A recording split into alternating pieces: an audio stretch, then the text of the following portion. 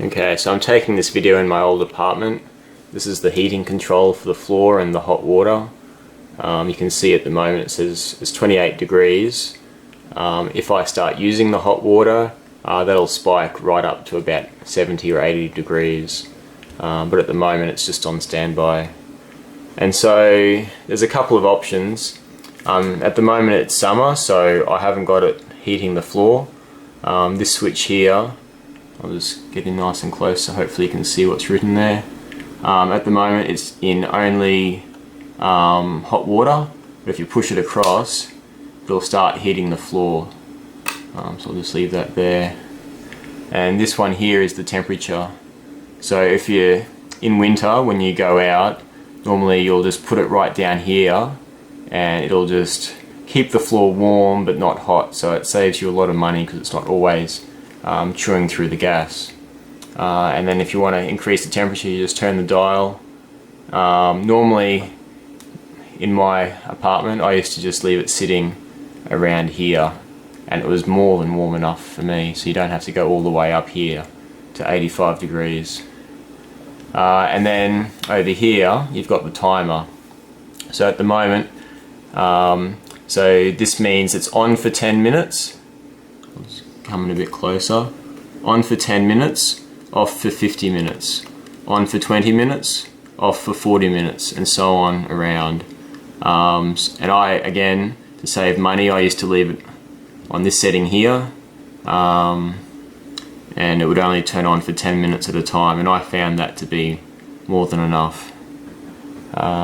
When you're using, or when you first arrive in your apartment, there's a power button here to turn it on and off, but also out on your balcony there's an external heating unit that needs to be plugged in, so we'll just go outside and have a quick look at that. Okay, so here's the main heating unit. So it's gas heating. So some of these heating units in Korea are run on oil, but this one's gas. You can see the gas pipe coming in there, and so you need to make sure that this tap is turned on, so make sure it's in this sort of position, not at 90 degrees.